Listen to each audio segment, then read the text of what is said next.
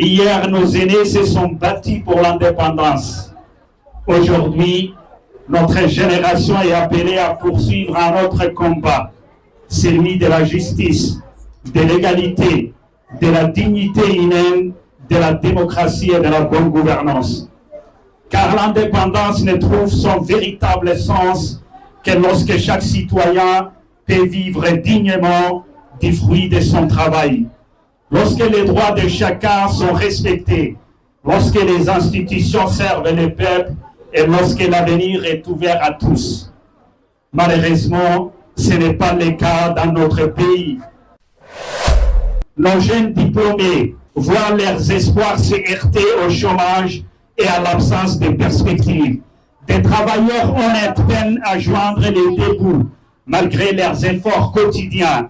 Beaucoup de citoyens ont le sentiment que les fruits du développement ne profitent pas équitablement à l'ensemble de la nation. Les richesses nationales qui devraient être redistribuées à tous les citoyens sont malheureusement détournées par un petit groupuscule.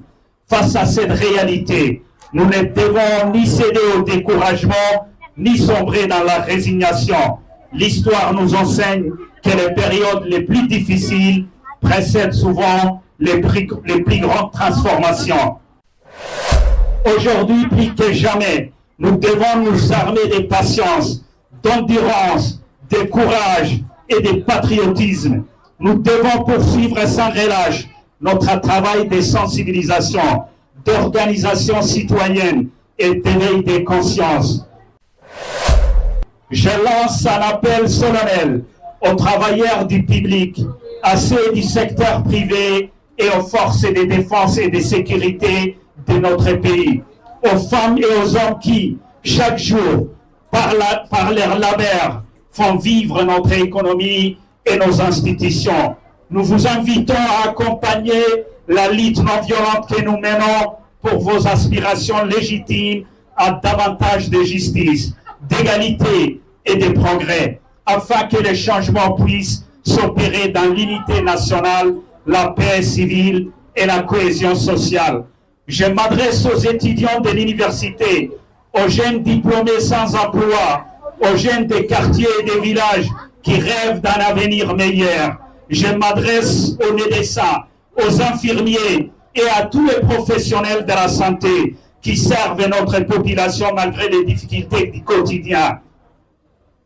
Je m'adresse aux enseignants des écoles, des collèges, des lycées et des universités qui façonnent les générations futures.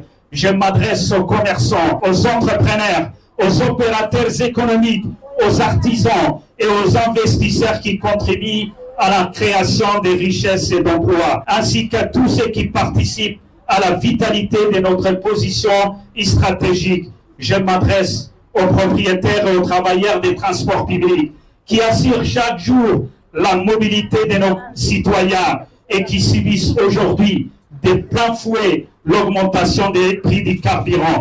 Je m'adresse également à tous les réformateurs sincères présents au sein des institutions et même au sein du pouvoir actuel, à toutes les femmes et à tous les hommes de bonne volonté qui savent que notre pays a besoin d'une nouvelle étape de son histoire.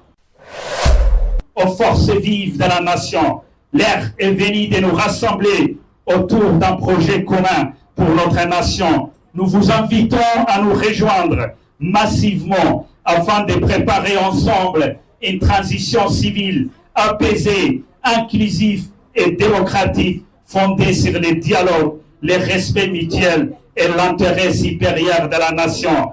Cette transition ne doit exclure aucune personne. Elle doit être celle de tous les Djiboutiens. Elle doit permettre à chacun de participer à la construction d'institutions plus fortes, plus transparentes et plus représentatives. Notre combat n'est dirigé contre aucun citoyen. Notre combat est celui de l'espérance contre le découragement, de la justice contre l'injustice, de l'unité contre les divisions. Nous refusons la haine, nous refusons la violence, nous refusons les règlements des comptes. Nous croyons au dialogue, à la réconciliation nationale et à la force de la mobilisation pacifique.